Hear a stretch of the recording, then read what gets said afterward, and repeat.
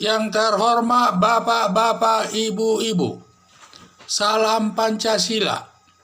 Bapak-bapak, ibu-ibu yang melihat video saya ini, tolong jangan lupa subscribe, like, dan share. Sifatnya gratis. Saya akan mengomentari ada apa Bambang Susatyo, Ketua MPR, bertemu dengan Prabowo Subianto selaku Menteri Pertahanan. Jadi ini saya lihat ada di YouTube juga. Di YouTube ini sudah ramai nih pembicaraan masalah negara ini sekarang ini. Jadi Ketua MPR bertemu dengan Prabowo Subianto selaku Menteri Pertahanan. Ada dugaan saya Ketua MPR Bambang Susatyo bertemu dengan Prabowo Subianto mungkin terkait dengan situasi negara sekarang ini yang banyak akan melakukan perbuatan makar kepada pemerintah. Dan itu katanya ada beberapa kelompok yang mau bersatu melakukan makar. Antara lain ke kelompok tertentu.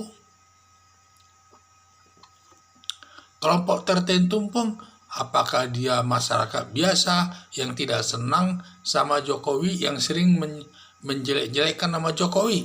Itu yang saya lihat. Dan dia pernah duduk di jabatan pemerintahan, setelah tidak dipakai, sakit hati, kemudian melakukan perlawanan.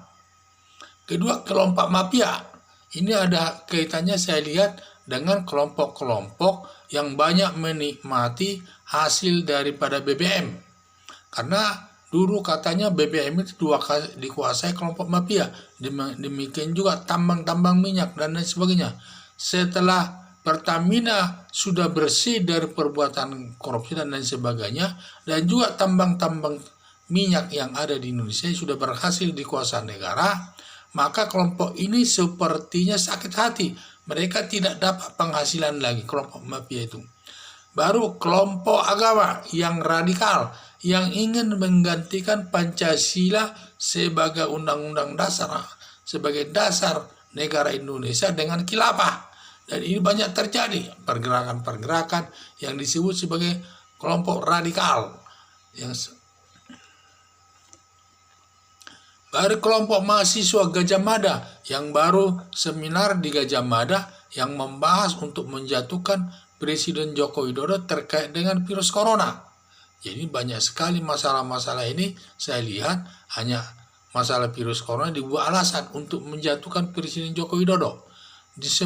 Ada juga kelompok Cikeas lewat Ketua Umum Partai Demokrat SBY dengan ingin melakukan juga menjatuhkan presiden ini karena banyak kekecewaan yang dirasakannya atas pemerintahan Presiden Joko Widodo ini, yaitu antara lain kekecewaan yang dialami oleh Susilo Bambang Yudhoyono.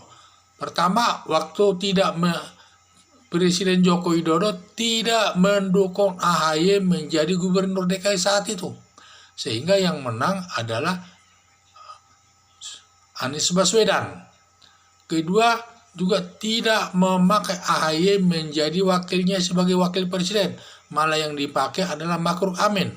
Padahal sudah digadang-gadang bahwa AHY itu dibawa kemana-mana supaya dipakai sebagai wakil presiden mendampingi Presiden Joko Widodo.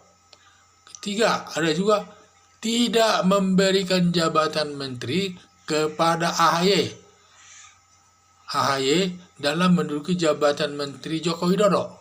Jadi ini saya lihat kekecewaan ini. Jadi semua kelompok ini ada rasa kecewa kepada Presiden Joko Widodo, maka mereka akan melakukan kudeta terhadap Presiden Joko Widodo ini. Dan sampai ada katanya 3 bulan lagi Presiden Joko Widodo akan jatuh dari jabatannya.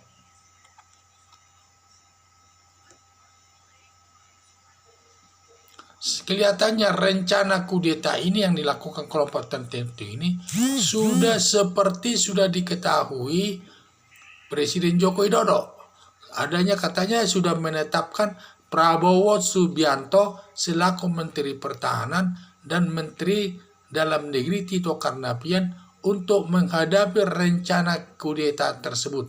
Dan dua orang inilah nanti yang lebih terdepan mengatasi hal tersebut. Saya menyesalkan tokoh masyarakat dan penggerak kudeta tersebut membawa rakyat bila terjadi nanti kerusuhan dengan terpaksa Prabowo Subianto selaku Menteri Pertahanan akan menindaknya secara tegas dan mungkin dia akan menggunakan senjatanya untuk menghadapi kalau situasinya kurang terpaksa.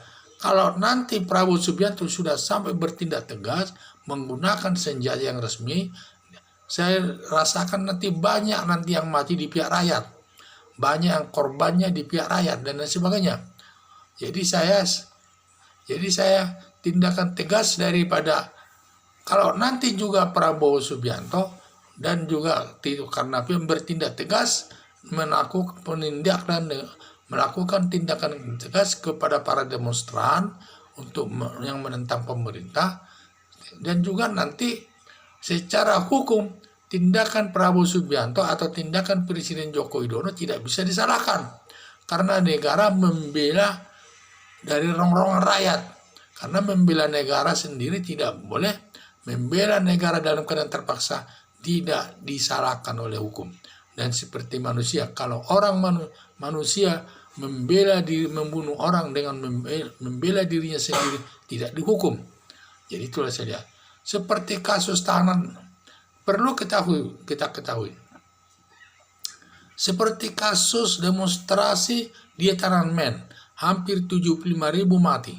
Tidak ada negara dunia memprotesnya karena dengan alasan dia akan membela negara. Perlu melihat sejarah tahun 198 pada waktu Prabowo Subianto ini sebagai pasukan khusus daripada pemerintah, banyak yang menindak, dia dapat banyak melakukan tindakan kepada yang mahasiswa demonstrasi sampai ada yang korban. Jadi itulah saya lihat. Jadi sama saja kalau kita melakukan makar ini, sama juga kelompok tertentu, kelompok makar ini seakan-akan membangunkan macan dalam arti Prabowo Subianto selaku menghancam untuk menindak para yang bisa memakan korban banyak. Sekian dan terima kasih.